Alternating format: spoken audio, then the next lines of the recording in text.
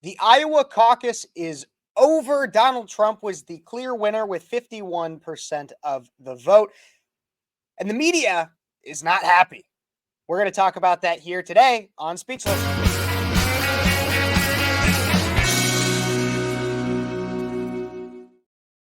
Hey, everybody, and welcome back to Speechless. I'm your host, Kev Phares, 23-year-old conservative college graduate, activist, and host of Speechless on numerous radio stations in the nation. But I also host, obviously, this podcast here on YouTube. And so don't forget to like this video, subscribe to the channel, comment what you think, all that fun stuff, because you don't want to miss a minute of it, right? You don't want to miss a minute of what we got going on here at Speechless. So make sure to do all that. But let's get right on into it. The lamestream media is lamenting the fact that Donald Trump did exactly what the polls were going to do. Yeah, seriously. They're really mad about it. So Joy Reid, who's on MSNBC, whose name is kind of ironic because she seems to have very little joy in her life, responded to former President Donald Trump's victory at the Iowa caucuses Monday by condemning a certain voter base that makes up a decent amount of Iowa. Who is it? It's white Christians, those evil white Christians, the devils, the white devils that support him. As the results came in, according to Fox News, Reid told a panel of hosts she wished to discuss a specific data point about white Christians, one she had discussed with Robbie Jones, the president and founder of Public Religion Research Institute and author of The Hidden Roots of White Supremacy. Yes, so Robbie is definitely a very, very astute scholar when it comes to white people. She recounted that he had told her that Iowa is about 61% white Christian, whereas the country as a whole is approximately 41% white Christian. You know what? Why don't we just hear it from her mouth herself? Take a look and a listen to the clip right before she gets cut off to announce that Donald Trump is the clear winner. But let's take a look and a listen.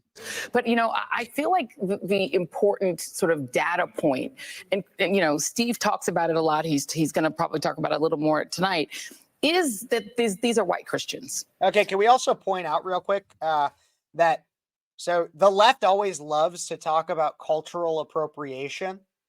They'll always talk about it. They'll say that if a white person has cornrows, that they're culturally appropriating. Well, Joy Reid in this clip seems to have blonde hair that I would go as far to say probably is not hers, especially as blonde hair is typically a natural trait of white people, straight blonde hair especially. And so why is nobody talking about Joy Reid's cultural appropriation? Why is nobody talking about that? You're a cultural appropriator. I have no problem with it, but if we're going to hold people to the same standards that the left never does, but let's try to hold the same standards if that's what they want to complain about. But let's keep going.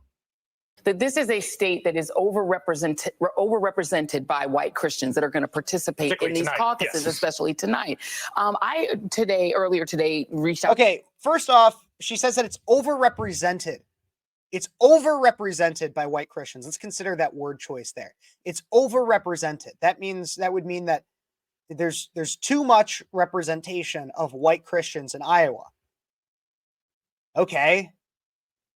Like, does that mean that Chicago is overrepresented by black people? No. It just happens to be that a lot of people with a similar background live in a certain place. Like, overrepresented. I hate that word choice, but let's keep listening to what else this not very smart lamestream media shill has to say. To Robbie Jones from the Public Religion Research Institute, knowing that we were going to talk about Iowa. And this is a hyper evangelical white state. And he said the following to me: Iowa is about 61% white Christian. The country as a whole is approximately 41% white Christian. And in Iowa, we're talking about evangelical white Christians. And he said the following, because I asked him, what do they get out of supporting Donald Trump? Because he keeps losing, he keeps delivering losses and losses and losses. And he said the following: they see themselves as the rightful inheritors of this country, and Trump has promised to give it back to them. All the things that we think about electability, about, what are people gaming out, or none of that matters when you believe that God has given you this country, that it is yours, and that everyone who is not a white conservative Christian is a fraudulent American, is a less real American. What? That is idiotic. That is patently idiotic. Is there anything else left in this clip? Then you don't care about electability. You care about what God has No, given. that is patently idiotic. That is not at all. Maybe for some people, but I've never talked to a Christian Trump supporter and been like, and had them say, well, the reason I support Trump is because we are God's inheritors of America, and he is the one that guides. And there might be some out there that believe that, but that is when you talk, because what she's talking about is the vast majority of those who support Trump in Iowa. And because they're Christian, it must be that's the reason that they don't think about things like electability. They don't think about things. How demeaning is that as well? This is what the people that are on your TV think about you. Why would you want to watch that? Why would you want to watch somebody who's going to look at you and say, you're an idiot. You're an idiot. If you like Trump, you're an idiot. And you must just be this religious zealot who only thinks about things through your religious viewpoint.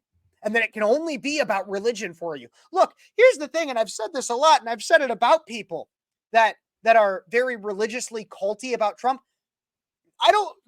Any rational individual does not see Trump as a very godly man or as like the second coming or anything like that. Any rational person doesn't. He's not. Look at his behavior. He's had affairs. He's had one with Stormy Daniels, a very public affair. A lot of the things he says are not necessarily the most Christian. During his presidency, he only went to church 11 times. Now, this isn't saying that he's a bad Christian by any means, but he's not the most godly individual. My point being is that people don't necessarily vote for Trump because they believe God told them to, or they're religious zealots, or they believe that this country, they're the rightful inheritors, and anybody else who is here anybody who's not a Christian doesn't actually deserve to be an American, as Joy Reid would have you believe. That's not what it's about. That's not what it's about. For a second, I wonder if this pea-brained individual, Joy Reid, could even consider the idea that maybe, just maybe, the reason why somebody would like Donald Trump is because he talks to them like they're human. Because he says the things the way people think them. We don't want people coming across our border. We should know who they are. And when they're bringing drugs, they're not sending their best. We got criminals. We got bad people coming. Bad hombres coming across the southern border. We want immigration. We just don't want. They're not sending their best. That's how people think. But Joy Reid up in her ivory towers isn't going to be able to comprehend that because she lives a life so separated from anything that you or I live. The economy and its performance doesn't matter that much to her. She doesn't have to worry about making a car payment, supporting children, keeping a roof over her head. I'm sure she makes plenty. But when you look at the state of the economy now, and how far $20 gets you now versus how far it got you under Donald Trump, I'm sure Trump is a lot more appealing. So, in all, is the issue here white Christians who are just only see the world through purely a religious sense? No. Maybe there's other reasons somebody would consider Trump.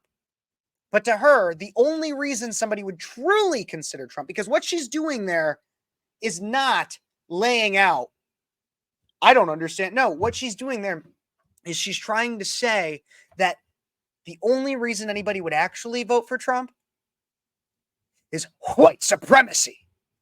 The evil, extremist white supremacists that are the biggest threat to America right now. Because that's the world she lives in. It's all in her head.